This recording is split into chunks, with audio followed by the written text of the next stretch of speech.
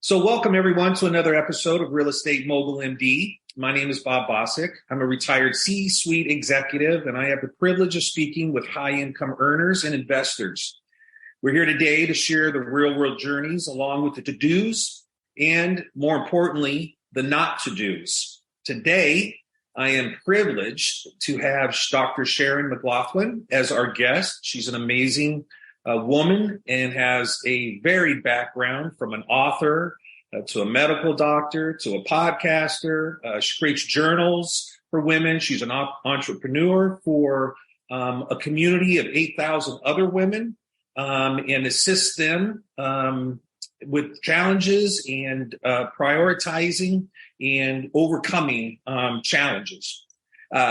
So it's my pleasure to welcome you, Dr. Mclaughlin. And I was hoping that maybe we could start sort of at the beginning, your journey as a medical professional, where you went to medical school and how long you've been practicing, and then take us a little bit along the journey of some of the things that I referenced. Thanks so much for having me, first of all. But first, so it starts off with me always having to rush through things, right? Like I never thought I'd get into medical school. It was very competitive and I had to get the good grades, had to finish it.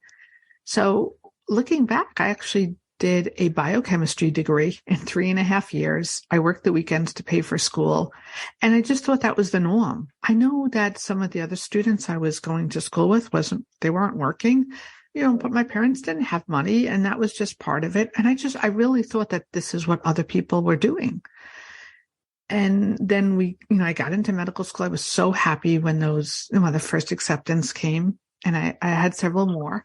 And again, I just thought that this was I thought that if you worked hard, you would get it. There was nothing about in my life that if you didn't work hard, you wouldn't get it. I didn't really know failure, to be honest with you. And so medical school came and it was hard, but I got through it. And then I applied for orthopedics and I didn't get it. It was the first time in my life that I experienced failure. And I was so upset. I remember thinking, this is the end of the world, but it really wasn't. It just, sometimes you don't get what you want. Right. And I took a year as a transitional year in general surgery. And it was only supposed to be for 1 year. But I liked the program. I continued. And then they actually offered me a spot in general surgery. And I never thought that I would do general surgery. I wanted orthopedics. And then the love for that actually died over time. But I did have a new interest in plastic surgery. So I started pursuing that. And I was able to land a position in plastic surgery. And again, if you worked hard, everything was okay. I started private practice I went into private practice with somebody else. So that was great having that, experience the first couple of years.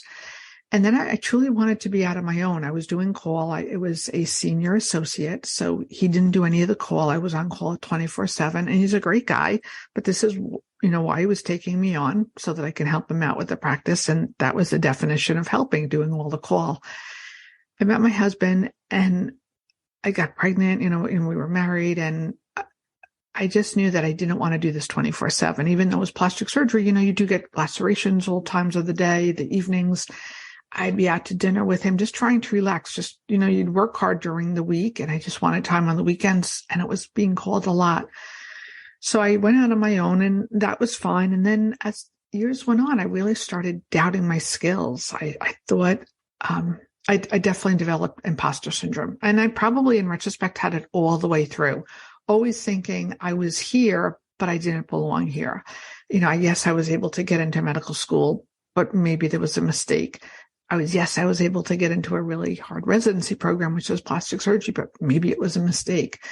And the same thing, in my practice, I started questioning my skills, how I was running things. And I was managing the staff by myself, my husband, my daughter, just trying to, maintain friendships. All of it just got to be too much. You're just trying to survive at that point. Yeah. And I look at things differently now. There's so many things that I would have done differently. Definitely know more about business, spend more time marketing and really knowing the back end of the business rather than just surviving, right? Because that's how I wasn't thriving at all. I was just trying to get through each day. And that's how I approached the business rather than my medical practice.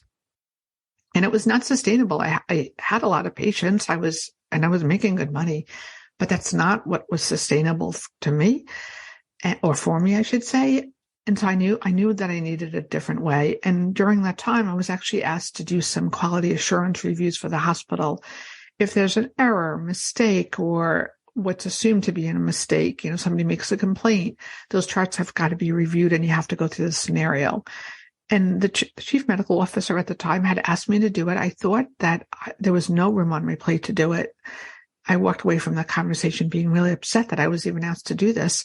It was volunteer, wasn't paid, but I did take it on and actually enjoyed it. And as time went on, I knew that I couldn't sustain this plastic surgery private practice by myself. I thought the only way to do this was just to leave. And I ended up doing that and taking a job in utilization management. In the interim, I ended up having some health issues, an autoimmune disease. So I knew that I needed to make some changes and that what I was doing was not sustainable. And it was really hard walking away from my practice. But I knew that it was going to be the best thing for my family and for me. How many years were you into your practice? 11 full-time. Wow. And then I started with utilization management, and I was still doing my private practice on the side, doing mostly injectables, Medi-Spa. I continued that because there's really no emergencies in that. I thought that I could do that. But could you share with our listeners what utilization management is? Yeah, it's a claim review, working for an insurance company, as far as like we're the ones that do the denials. So I did work in that. I did some work in special investigations on medical fraud. I've done some work in like wellness and preventative care, making sure that we're following the compliance and any regulations. So I've done medical coding. I have some certifications in that, which again, I should have done back when I was in private practice, right? Making sure that I was billing correctly and going to courses. And the only thing I could say for the physicians out there is definitely spend time. And I think we all know this right now. That's why we're being taken over by hospitals and, private equity firms, is know the back end of the office. That is so important. You could work less and make just as much, or if not more, if you spent the time back there and maybe hire people below you, to see the patients if you can't do it all the time, but definitely take half a days a week and know that back office and make sure that, everything is being overseen. Because if you're not overseeing it and you're just assuming that your staff is doing it, that may not be the case at all. So that's my advice to you guys. And excellent. Why was becoming a doctor important to you? Having cancer when I was younger was extremely important. I knew that I wanted to give back the same way that my pediatric oncologist had given life to me. She was very innovative. She did a lot of trials. That one of the trials was actually so successful, and this is why I'm here today. I was one of the newer patients on that trial. So didn't really have much choice at the time. There weren't a lot of other treatments. So I was happy to do it, but I'm happy that I'm still here today to talk about it. And she changed the way that leukemia, or some leukemias, and definitely non-Hodgkin's lymphoma is treated today. And you had childhood? Non-Hodgkin's lymphoma. Yeah. Wow. I've had that in my own life, not myself personally, but in my sphere. And understand the challenges that came with that, and just respect, anybody that goes through that and maintains that positive attitude, and survivors are just, it's just an incredible, it's incredible to observe. And as the observer, I can remember thinking to myself, I just don't understand where the calmness and the strength comes from, because I was a little bit frantic and a little bit all over the place as a supporter, which probably didn't help as a supporter very much, but you do what you can. The best you can, right? Yeah. What was the biggest challenge you have faced, do you think, cancer, obviously being the biggest challenge, most likely, that you've ever experienced in your life, but from a business perspective, as a medical doctor, as an author, or et cetera, what is the biggest challenge you face, and what have you learned from it? Yeah, burnout. Burnout was the biggest thing that I didn't know. We hear about burnout when you're working in corporate medicine, but it can happen in all phases of medicine. It can happen in any profession. It is when you just give too much and I think there's a few factors that play into it. If you're a people pleaser, you're more out to give, right? Because you want to make everybody happy and you don't want any confrontation at all. If you have imposter syndrome, you always are doing a little bit more because you don't want to be found out. If you have low self-esteem, you're going to be questioning yourself, and it all kind of plays into each other. So, and then I truly think that when it comes to burnout, had I had better boundaries, I say that staff patient panel was calling me all times of the night. Same thing with the staff. It was truly no time off, and these weren't emergencies. And it was because I was always picking up the phone, and had I created boundaries for yourself a little bit, some structure. Absolutely. And that even goes with friendships. It goes with my husband. It goes with all factors of life. Like, we all need boundaries. And unless, you set boundaries, and it's not that people are being malicious or they're trying to take advantage of you, although that can happen. It's just you set a precedent of what you allow in your life. And if you're always saying yes to things, people just assume that this is okay because you've always said yes, so why would it be any different? And it really is up to you to set your own boundaries in your life that's, going to work and serve you. I can remember as an executive early in my career, learning little lessons. And I can remember as a young executive, having a sense of you're aware that there are people with more work experience than you, and you're in this position. And so you make yourself more available. You call it the imposter syndrome, and you make yourself more available. And I finally realized one day that I was asking people, someone would come in and something had not worked right. And I said, are you setting policy or are you following policy? Kind of a question. And they'll go, on following policy. And I go, well, you have to remind me of that.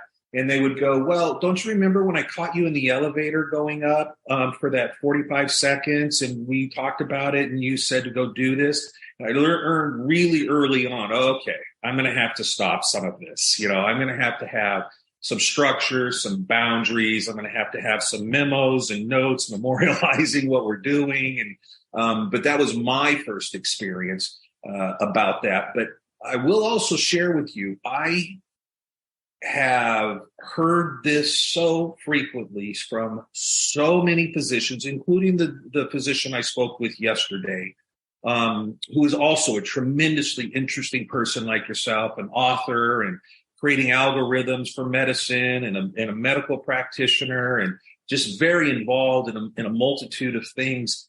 But what was the primary discussion? Burnout. Management of time, creating, some boundaries for themselves. And it's not unusual for people that get involved in our company that they are doing so because they're just trying to visualize in a world 10 or 15 years down the road an exit strategy because they're already feeling it. They feel it and they know it's not sustainable. Yeah, it's a shame.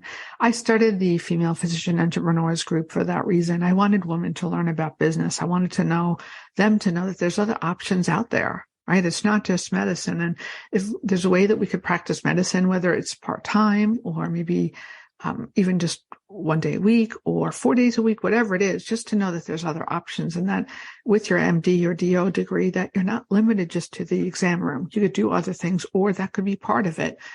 But there's a whole world out there, and like you do the investing with real estate, and there's so many different things that you can do. You can have your own programs and courses, and I've done all of that. Books. We just finished a book on burnout where we've had over 50 women physicians talk about their experience of burnout, which is not uncommon, but they talk about how they are thriving now, which is key, because for someone going through it, it's just so nice to be able to give hope. So talk to me a little bit about that, a little bit more. How long have you been doing this? You have a large community of 8,000, I believe, and probably still growing. How long is, how did you get that off the ground? How long ago, if you could? Yeah, a few years back, I was in a larger group with all the moms, physician moms, but I wanted to do something outside. Entrepreneurship has always been exciting to me, even as a medical student, because I believe that, like in medicine, I feel like sometimes you lose your creativity. And I definitely see that in the corporate world, where I'm working now. Although they talk about being innovative, there's so many barriers to go through just to make a change that I think in medicine is the same way, when you're an employee. So with that, I believe it could even be something like having a hobby, whether it's painting or doing sports, but you have to do something that brings you joy. You can't just be work and more work and then, doing dinner and homework and back again the next day. Right. Do something that it brings joy to you. And if you can make money from it, great, because I believe that when we have options, we're less likely to get burned out, right? Because so many of us finish with school loans. The average doctor finishing has over $200,000 worth of school loans. So you have to pay those back. And how do you pay them back unless you're a higher income earner, right? Like there's no way that you could do that. And if you want to get a house one day and buy a car, you have to be making a good income. So how is that possible if, you're burned out? It's hard to work like that. So the more things that you do setting yourself up, such as investing, that is something I wish that I had done early on. I did invest in the stock market and I did invest in mutual funds, but I truly wish I'd gotten into real estate earlier on. It just never crossed my radar. It just wasn't. I didn't know anybody that was doing it. Yeah, we had a business. We have a business that was a national business for buying properties all across the country. And the reason physician wealth systems came about was exactly what you're describing, where physicians are going, I'm tired. I want an exit strategy. I know that I'm smart enough to know that I don't know enough, that it's going to be about relationship building, and that's going to come through trial and error. How do I find the right lender? Trial and error over time. How do I find the right property management team? Trial and error over the time. Construction management and all of those things. And they know that they want to do it, but they can't figure out how to do it. So that's how we came about, just going, how can we put them in the place of a hedge fund or like a syndicate, which, I've been involved with both where, you give money and you get a fixed return over a period of time. But the syndicate and or the hedge fund owners, they create the wealth. They're doing the wealth creation because when you leave, they have the property. And that it continues to appreciate and generates passive income for them. And it's just this story that you're telling is exactly how a second business was created to help serve physicians that are experiencing the same thing that you're describing. It is a common message that I hear. Yeah. What is your greatest achievement, opportunity and what have you learned from it? What was your greatest achievement? I'd have to say my daughter. That's always going to be number one. But outside, do you mean in business itself? Yeah, sure. I would say creating the community. Even though it had been free all these years, being able to help other women, learn, see other women survive, see other women thrive has been my greatest joy. And that, I think, is my biggest accomplishment. Never did I think that group would be over 9,000 women. I just didn't. I just started it because I thought that it was needed. And there's definitely been some ups and downs, because people want to advertise all the time. And I'm like, no, Facebook doesn't like that when you're advertising all the time. And I truly wanted meaningful relationships developing, a lot of collaboration, a lot of networking, and not so much the spam, because there's plenty of groups out there that just do spam and they don't get a lot of engagement. And that's not what I wanted for my group at all. How do you maintain, that engagement once you've created that volume? So, I understand and appreciate everything you're saying, which is to have a meaningful life. It's nice to know that you can impact others in a positive way and change their life in a meaningful way. As a businessman, I have had up to 15,000 employees. And at various stages prior to that, there was the intimacy of a smaller volume of employees or a smaller, environment where you get to know people on a much more personal level and you can get really engaged with them. You can develop them and train them differently. How do you overcome the challenge of that volume and still get that satisfaction and that intimacy that others may want with you and you would want to provide to others. Yeah. So I always think that these things are testing when it comes to having a business or growing something. It is testing what works, what doesn't work, and what may work one day doesn't necessarily work the next day.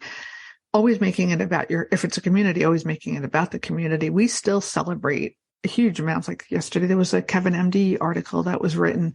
It was spectacular, the analogy that was used. And I just knew, it was just like, this is really well written. I'm going to post this in the group. And it was by one of the members in the group. And it had so much support. It was really nice to see, those little things make me happy. What else? The questions and answers. I wanted the group primarily to be about questions and answers, like to have somebody post a question where they never felt uncomfortable. Like there's no stupid question, right? Don't feel that, there are people that are further ahead of you, but that's okay. Just ask the question. We've all been in situations where we want to ask something, but we're uncomfortable asking. So right. That's not acceptable in the group. I have definitely removed people from the group for snark comments. That's just not tolerable. It's just right. it's not going to exist. So they're out. And I definitely, we come back to boundaries, setting up the boundaries, what's going to work for me. I go in the group a couple of times a day.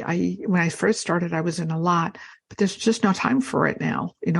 I've started a business program where women learn about physicians, and we meet once a week, and a lot of time goes into that. A lot of time goes into my podcasts that I'm building as well.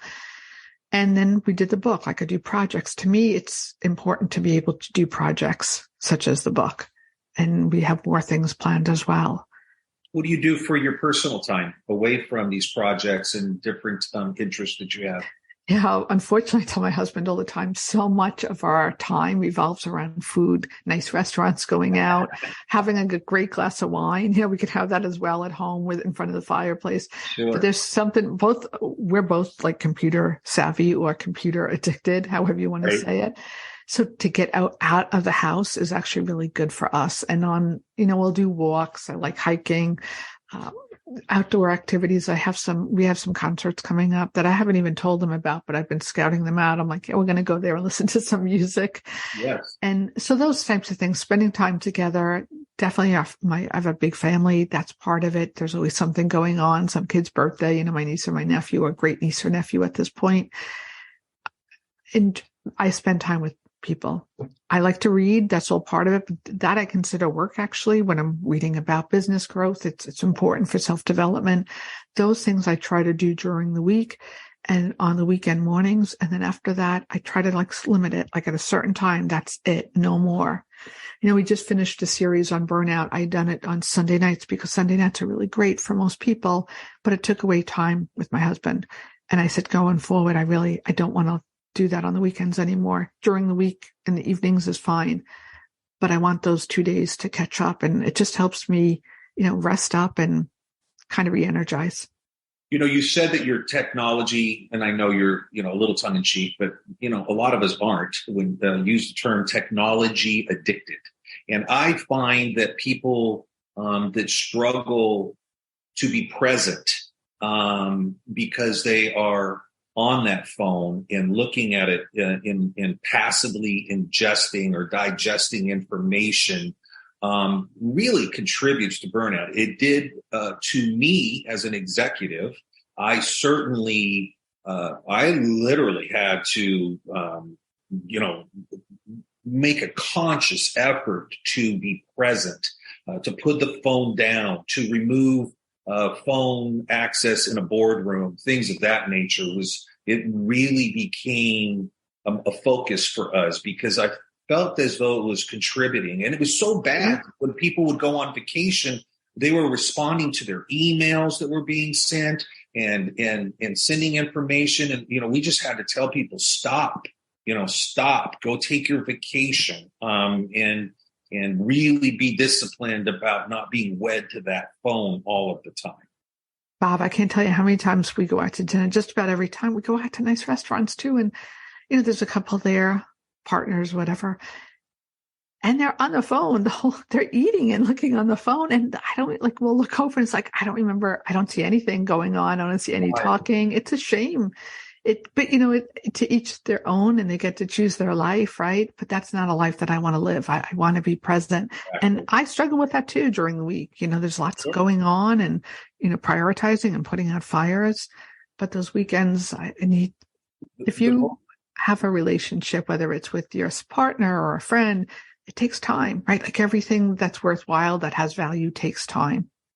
The most absurd example I've told people I saw, and it wasn't a spoof, but it was like a YouTube, and it was not a spoof, and it was remember us back in college and our college years, visualize a frat house. So there's music in this frat house and somebody's scanning, and there's probably 60 people, 60 college students with the music. They all have their back to the wall, and every single one of them is on their phone talking to someone that's not in the room. And there's 60 people in the room to engage with, and it's so impersonal, and it's just clearly you can tell a pet peeve of mine. So I'll stop there. Well, honestly, with business, so much of my business growth, and I'm sure yours too, has revolved around networking. So I don't know that that's going to happen. I guess it will via the text or whatever, but so much of this has been in-person networking and really getting ahead or having opportunities creating those opportunities, or having those opportunities fall into my lap because I networked, I put myself out there. So if they're not doing that, that could really be a problem. Yeah. I have a couple more questions I want to ask you. You started to reference it earlier in the conversation, and it is, if you could expand a little bit, if you could go back in time, what would you tell your 30-year-old self? Invest early with the hopes of retiring early. Now, you don't have to do that. And I know that I said this, so I don't mean to sound like a broken record. People will always do better when they have opportunities and options. And if you're not creating that for yourself early on, right from like they open up the gate, as soon as you get out, then you don't want to be behind in the 8 ball there. You can only help yourself by thinking like this. Thank you. And who is someone that the listeners may not know, but they should know? Could be an author, could be a speaker. I think most of the people that I know, that I listen to, Insight Timer. It's an app, so it's not necessarily a person, but it is an app that is free, and they have paid versions too. Okay. But they have everything on it, like meditation, which you could say, oh, I don't want to do that. I know about meditation. I don't need that. They have some yoga on it. They have health challenges. Like if you were to go back and do the January health challenge, the wellness challenge, There's something in there for you, because they do 31 days of experts from all over the world talking about whether it's yoga, meditation, body scanning, sound bowls, all this, you could say woo-woo stuff. But and then they talk about like having boundaries, doing what they do, boundary challenge, they do boundary challenges. Yes. And that is absolutely, it's just like, I consider that a gift, actually. It's something that I didn't do any today, but most of my weeks are, I exercise in the morning, I do a treadmill, I listen to it's usually like 15-minute segment of them. And it's truly a gift. And it's a gift that experts from around the world have come together to do this because they know how important it is for mental health. Absolutely. So it may not be a person, but it's an app. It's an app. And I think that everyone should download it and take a look and see what they have to offer. Like I said, there's a paid version. There's a free version, which I have, and it will really help. And so I don't see it not helping anybody here that listens to this. And the name of the app one more time? Insight Timer. Insight Timer. Okay, thank you. One of my last questions for you before I let you go is, I'd like you to tell us a little bit about your most recent book. Thriving After Burnout was created because I wanted to do a project for the women physicians. And I thought about different topics. It's all about entrepreneurship, right? And I was like, well, will that really help? Because a lot of people, I think starting a business is great. But the flip side of that is that if you are truly already burned out, it is very hard to start a business because your mindset is just not there, and it's going to make it worse because there is no business that just develops overnight and is like, $1 million maker overnight. That just doesn't happen. It takes a lot of time and effort, and you really have to have your head in the right spot. So I thought that of all the things that we can possibly talk about to help people in the community, outside the community, what could it be? And it goes back to burnout. And because so many of us had been through it, but each story of burnout looks different for other people. And on top of that, thriving after burnout, their story of what helped them through it and how they're taking care of themselves now is very different.